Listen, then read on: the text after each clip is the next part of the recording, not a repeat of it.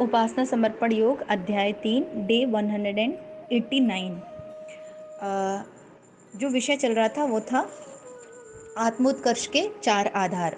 पीछे एक थोड़ी सी मिस्टेक हो गई थी कि जो हम लोग ने स्वाध्याय वाला क्रम लिया था ना, दूसरा चरण था स्वाध्याय, साधना, स्वाध्याय, संयम और सेवा, ये चरण थे। तो स्वाध्याय में एक पैराग्राफ छूट गया था, बाई मिस्टेक छूट गया था, मेरा ध्यान नहीं गया। तो उस पैरा को आज मैं फिर से ले लेती हूँ। वैसे हमने संयम पे पहुंच गए थे, हम तीसरे सूत्र पे पहुंच गए थे। कल के ऑडियो में हमने, लास्ट ऑडियो में संयम पढ़ लिया था, पर वो जो स्वाध्याय का एक पैराग्राफ छूट गया था, 2 पैराग्राफ, वो आज हम इसमें कवर कर लेंगे और उसके बाद फिर हम संयम का समरी लेते हुए आगे बढ़ेंगे। ठीक है।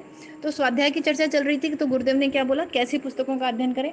उन पुस्तकों का अध्ययन करें जिससे कुछ प्रोडक्टिव बात निकल के आए, जो जीवन में उतरे, वो तथ्य, वो महापुरुषों की बातें, वो वाणियां उनकी। अब गुरुदेव ने क्या बोला, महापुरुषों से वन ऑन वन बात करना मुश्किल है, बिजी रहते हैं भाई, उनके अपने भी काम रहेंगे। कुछ तो महापुरुष हैं ही नहीं अब धरती पर, उनसे आपके वार्तालाप हो ही नहीं सकता वन ऑन वन। तो क्या करें, उनके द्वारा लिखित पुस्तकों का संग करें। माता जी कहती थी कि जो पुस्तकें होती हैं वो सबसे अच्छी अपनी मित्र होती हैं, उससे तत्क्षण ज्ञान की प्राप्ति होती है, आनंद की, उल्लास की प्राप्ति होती है तत्क्षण, किसी भी अच्छे विचार से। तो उसी क्रम में गुरुदेव कहते हैं, स्वाध्याय और सत्संग दोनों का उद्देश्य एक है, केवल स्वरूप ही भिन्न है। व्यक्तिगत संपर्क को सत्संग और साहित्य के माध्यम से संपर्क को स्वाध्याय कहते हैं। तो हम लोग को 2 वर्ड समझ लेने हैं, एक होता है स्वाध्याय और एक होता है सत्संग। सत्संग किसे कहते हैं? 4 लोग बैठ के आपस में हरी चर्चा कर रहे हैं, वो सत्संग हो गया। और स्वाध्याय किसे कहते हैं? 4 लोग बैठ के किसी पुस्तक को पढ़ रहे हैं, महापुरुष की वाणी को, या स्वयं मैं अकेले बैठ के पढ़ रही हूँ, स्वाध्याय कर रही हूँ, तो वो स्वाध्याय हो गया।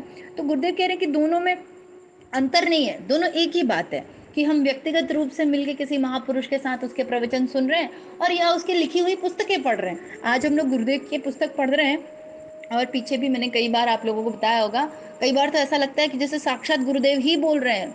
मैंने पढ़ा भी नहीं होती आगे की लाइन और वही निकल आती है। इससे कैसे पता चलता है कि साक्षात उनकी ये जो शब्द लिखे हुए हैं ना, इनमें उनके प्राण बसे हैं। वो एक तपस्वी पुरुष, महापुरुष, महाकाल की चेतना थे, कोई छोटे मोटे आदमी नहीं थे। तो वो उन्होंने जब इनमें ये जो वाणियां हैं, ये जो शब्द हैं, ये ब्रह्म है, एक एक शब्द पुरुषों द्वारा लिखा हुआ, एक एक शब्द ब्रह्म होता है।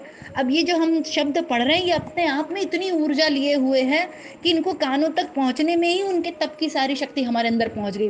बाकी जीवन में उतरा नहीं उतरा वो तो सेकेंडरी हो गया एकदम। सुनने मात्र से हम तृप्त हो गए, हम तर गए, ऐसी स्थिति होती है महापुरुषों द्वारा लिखे हुए ग्रंथों की। तो ये जो गुरुदेव के साहित्य हम लोग पढ़ते हैं ना, इसको हल्के में ना लीजिएगा कि हम अरे ऐसे बस चल रही है साइकोलॉजिकल, थोड़ी ऐसे चर्चा चल रही है सांसारिक। नहीं, ये सांसारिक नहीं है, ये साक्षात महाकाल के शब्द हैं, उनके मुख से निकले, उनके कलम से लिखे गए हैं। तो इसमें इतने प्राण हैं कि वो बस कानों से पहुंच भी जाए उनके शब्द तो जीवन में उतर जाए। तो गुरुदेव क्या कहते हैं कि दोनों का लाभ एक सा है। प्राचीन काल में ग्रंथ सुलभ न थे, सत्संग ही सर्वसाधारण के लिए संभव था। सामान्य लोगों के लिए जो महात्म सत्संग का बताया गया है वह प्रबुद्ध व्यक्तियों के लिए स्वाध्याय का है। तो पहले के समय में क्या होता था, इतना मीडिया, बुक्स, प्रिंटिंग मशीन, ये सब अवेलेबल नहीं था। आज के समय में तो हम कितने भाग्यशाली हैं, इंटरनेट है, देखिए व्हाट्सएप के माध्यम से हम स्वाध्याय कर पा रहे हैं। इसमें से जितने लोग भी सुन रहे होंगे शायद ही मैं किसी से मिली हूँ, है ना, या कोई मुझसे मिला हो, पर चल रहा है स्वाध्याय। तो आज के समय में ये संभव भी हो गया। और जब से प्रिंटिंग वगैरह चालू हुई, बुक वगैरह का सिस्टम चालू हुआ, तो पुस्तकें आने लगी। लेकिन गुरुदेव बताते कि पहले क्या था, पहले सत्संग का महत्व हुआ करता था। सत्संग मतलब महापुरुष लोग रहते थे, उनके औरा में लोग जाते थे, बुद्ध जी वगैरह थे, हम लोग सुना होगा कि उनके औरा में लोग बैठते थे और तृप्त और आनंद की प्राप्ति कर लेते थे। साक्षात परमात्मा रहते थे ये लोग। अंतःकरण में सद्गुरु का और दिव्य चेतना का निवास है। अंतर्मुखी होकर अपनी उच्च चेतना को जागृत करके उसके साथ विचार विनिमय किया जाए तो उसकी भूल सुधारने वाली प्रक्रिया को मनन और प्रकृति की भावी योजनाओं का पथ प्रदर्शन करने वाली नीति को चिंतन कहा जा सकेगा। अब सुनिए, गुरुदेव ने बोला कि जो प्रबुद्ध वर्ग के व्यक्ति होते थे वो स्वाध्याय करते हैं। ठीक है, प्रबुद्ध मतलब इंटेलेक्चुअल लोग, जो थोड़ी सी बुद्धि विवेक, जिनकी थोड़ी प्रज्ञा डेवलप है, ऐसे भी कह सकते हैं कि जो थोड़े भी समाज के हित के लिए, या जिनके मन में प्रश्न उठते हैं कि अच्छा अगर समाज में ऐसी स्थिति आ रही है तो यार कोई तो सोल्यूशन होना चाहिए। हमारी तत्कालीन समकालीन समय जो अभी हमारा चल रहा है, जिस हम लोग युग में पैदा हुए हैं, कलयुग में पैदा हुए हैं, तो इस युग की जो समस्याएं हैं, तो आप देखेंगे जितने इंटेलेक्चुअल लोग हैं उनको विचार करते हैं, विचारशील होते हैं, वो प्रबुद्ध वर्ग के लोग होते हैं, सोचते हैं कि अच्छा इस समस्या का कैसे निराकरण किया जाए। प्रकृति का इतना दोहन हो रहा है चारों तरफ, देखिए कि जब भोग किए पड़े, तो जो प्रबुद्ध वर्ग के लोग हैं वो सोचते हैं इस विषय पे। तो वो जो ऐसे लोग हैं वो क्या करें, वो महापुरुषों की पुस्तकों का जरूर स्वाध्याय करें। इससे उनको कुछ ना कुछ उपाय जरूर मिलेगा कि कैसे हम अपनी तत्कालीन समस्याओं को सुधार सकते हैं, कैसे उसमें योगदान कर सकते हैं। प्रकृति का दोहन हो रहा है, कलयुग में पाप बढ़ रहा है, वैचारिक परिवर्तन लाने की बहुत ज़रूरत है, लोग मटेरियलिस्टिक ज़्यादा हो गए हैं, साइंस ज़्यादा डेवलप हो रही है। तो इन सब में कैसे बैलेंस बनाएं, कैसे आध्यात्म भी मेंटेन रहे, आत्मा भी ना मरने पाए, शरीर भी चलता रहे, ये सब उत्तर एक प्रबुद्ध वर्ग का व्यक्ति जो जिज्ञासु है उसको महापुरुषों के स्वाध्याय की पुस्तकों में निश्चित मिल जाएगा। जो महाप्राण आ चुके हैं, आप महर्षि रमन को पढ़ें, अरविंदो को पढ़ें, विवेकानंद को पढ़ें, गांधी को पढ़ें, जिसको पढ़ना है पढ़िए, जो आपको पसंद हो, पर महापुरुष हो, जिसने समाज के लिए त्याग बलिदान कुछ किया हो, तो आप उससे सीख सकते हैं कि उन लोगों ने अपने जीवन में कैसे उस समय की समस्याओं से निपटारा किया। अब देखो, गुरुदेव कहते हैं कि हम सब के अंदर वो गुरु तत्व रहता है, हम सब के अंदर है सब। स्वामी विवेकानंद जी कहते थे, every soul is potentially divine. सारी सोल डिविनिटी लिए हुए ही आई है। हम जिंदा ही इसलिए, हमारा अस्तित्व ही इसलिए क्योंकि हमारे अंदर परमात्मा है। अगर हमारे अंदर से परमात्मा प्राण निकल जाए तो फिर अस्तित्व भी नहीं है हमारा। तो जब हमारा अस्तित्व ही परमात्मा से है तो हम कैसे सोच लेते हैं कि ईश्वर नहीं है हमारे अंदर। तो गुरुदेव बोलते हैं कि उस परमात्मा के साथ आप बैठें, उस गुरु के साथ जो आपके अंतःकरण में एकदम कोर में डीप में बैठे हैं, उनके साथ बैठें। तो जैसे ही आप बैठेंगे और अपने अंदर के कषाय कलमशों पे नजर पड़ेगी, तो इसको कहते हैं मनन। मनन किसको कहते हैं कि उस परम चेतना, उस प्रज्ञा, अपनी हायर कॉन्शियसनेस के साथ बैठना और इंट्रोस्पेक्शन करना। इसको क्या कहना, समझना कि अच्छा देखो मेरे अंदर ये कमी है, या मुझे अपनी इन चीज़ों पे काम करना है, तो इसको कहते हैं मनन करना। अब जैसे ही हमें पता चला कि अच्छा ये ड्रॉबैक है, ये फ्लॉज हैं, ये अपने को काम करना है, उसकी जो हम भावी फिर वो बनाएंगे, कार्य प्रणाली बनाएंगे कि अच्छा कैसे, मान लो मेरे अंदर क्रोध बहुत है, लालच बहुत है, आलस बहुत है, आलस हो जाता है, ये नहीं कर पा रहे, शरीर का समय नहीं मैनेज कर पा रहे, जो भी है नोट डाउन किया। अब उसकी जो वो बनाएंगे कि चलो इस पे अब काम कैसे करना है, इसको कैसे ठीक करना है, उसको कहते हैं चिंतन। तो मनन करना मतलब कि इंट्रोस्पेक्शन निकालना खोद के कि क्या चल रहा है। मनन में गुरुदेव कहते थे कि मन को खुला छोड़ देना है, कहीं भी जा रहा है, भाग रहा है, भागने देना है, खूब भागने दीजिए उसको, जाने दीजिए जहाँ जहाँ जा रहा है, खूब जाएगा, ढूंढ के लेकर आएगा, क्या क्या कषाय कलमश है सब पकड़ के लाएगा। चिंतन में आपको भावी प्रोग्रामिंग करनी है कि कैसे उस जो भी हमने मनन किया उससे जो जो डेटा निकला उस पर काम कैसे करना है, इसको चिंतन कहते हैं। एक दूसरे की सहायता के लिए अंतः क्षेत्र में सद्गुरु के साथ जीवित समस्याओं के समाधान का प्रयत्न करना भी सत्संग है। इस मार्ग पर प्रमुख कठिनाई यही रहती है कि अपना निजी सद्गुरु तमसाक्षण स्थिति में होने के कारण उपयुक्त परामर्श देने की स्थिति में नहीं होता।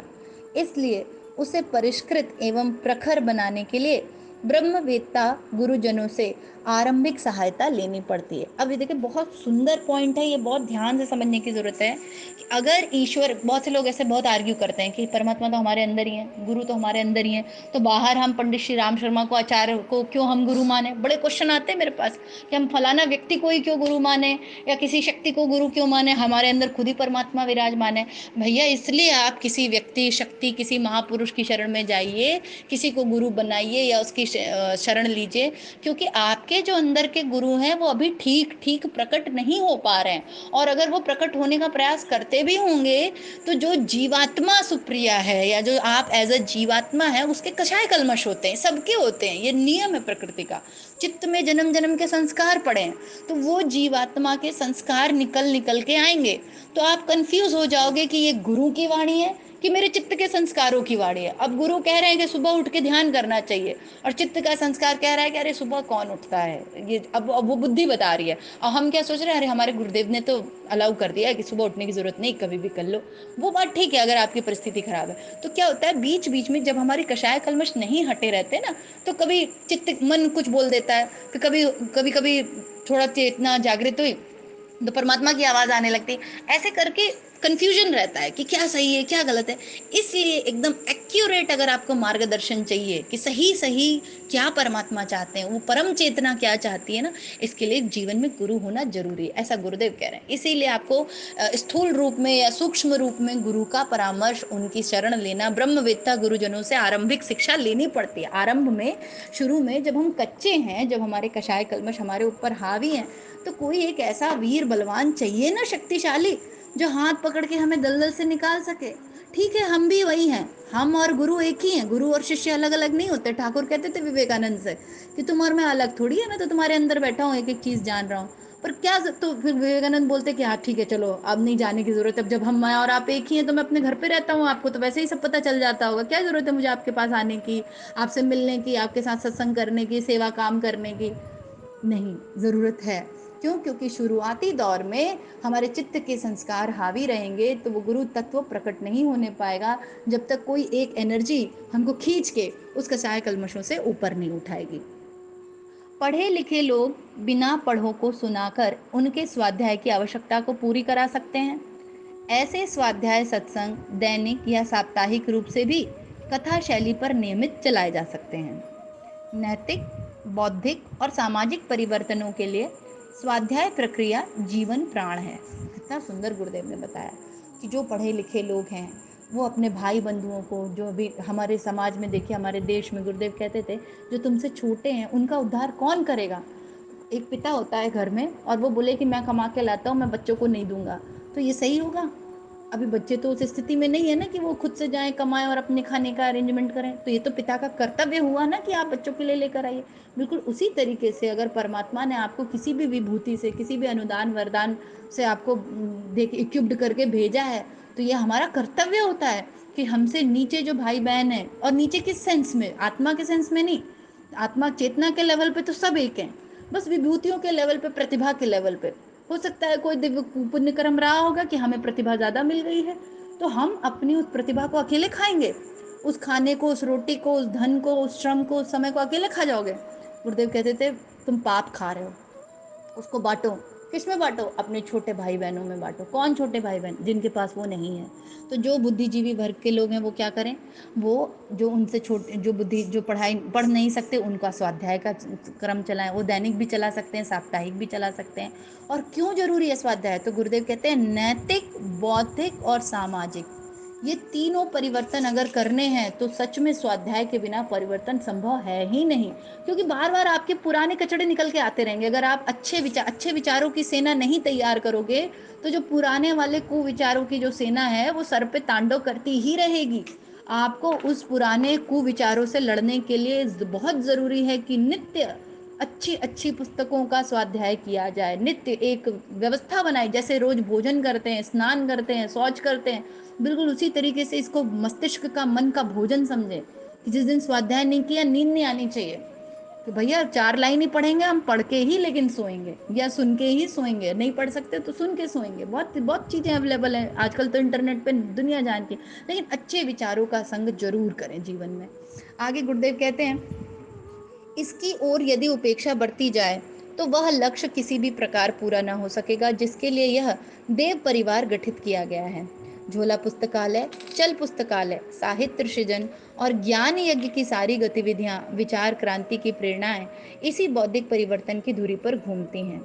व्यक्ति निर्माण और समाज निर्माण के दोनों उद्देश्य इसी प्रशिक्षण प्रक्रिया पर निर्भर हैं, जिन्हें स्वाध्याय या सत्संग में से किसी भी आधार पर सुविधानुसार चलाया जा सकता है।